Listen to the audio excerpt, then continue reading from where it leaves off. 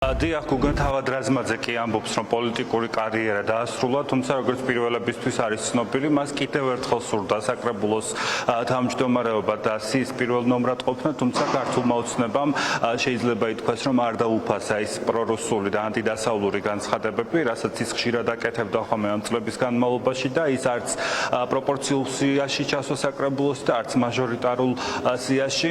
დღეს კი ამ წუთებში საკრებულოს აი ამ კარს მიღმა უნდა დაიწყოს რამდენიმე წუთში მსჯელობა დავით რაზმაძის იმპიჩმენტის საკითხთან დაკავშირებით, გამომდინარე იქიდან, რომ დღეს საკრებულოს თავმჯდომარის იმპიჩმენტის საკითხია დღის წესრიგში, სხდომას უძღვება მისი მოადგილე მარლენ ნადირაძე. ამ წუთებში ის აცნობს დამსწრე საზოგადოებას რეგლამენტით გათვალისწინებულ საკითხებს.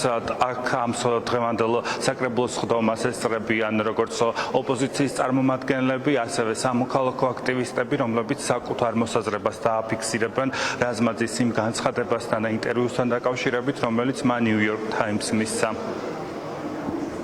ამ განცხადების შემდეგ მე ვფიქრობ, რომ ბატონ დავითს თვითონმა დაეწერა განცხადება და წასვლილი. აქამდე არ დამიეყვანა სიტუაცია და ვითარება. უბრალოდ ყველას შეურაცხყოფა მოგოყენა, ვინც ომის მონაწილეები ვართ. განსაკუთრებით 2008 წლის ომისა, რომელმაც გორში ასე მძიმე სიტუაცია გახვდა და გაიარეს. ამიტომ კიდევ ვიმეორებ, უკეთესი იქნებოდა, რომ აქამდე არ მისვეყო მის საქმე. მას უნდა დაეწერა განცხადება და წასულიყო თავის წინებით. იმპიჩმენტისათვის არ მომზადებული.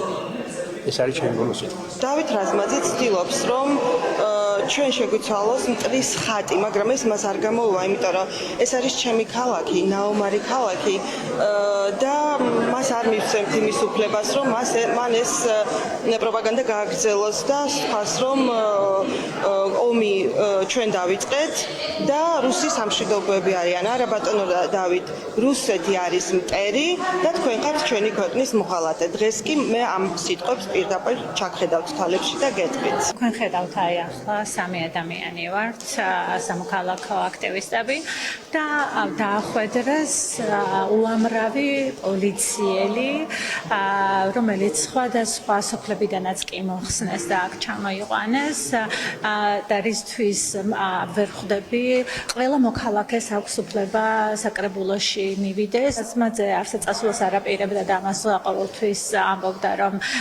წავიდეს დავუტოვო ეს ხელისუფლება და საკრებულო, მაგრამ მას აიძულეს და ეს ხალხმა გააკეთა, თუმცა მე დარწმუნებული არ ვარ იმაში, რომ რამოდენიმე თვეში რომელიმე თანამდებობაზე იგი არ მოგვევლინება.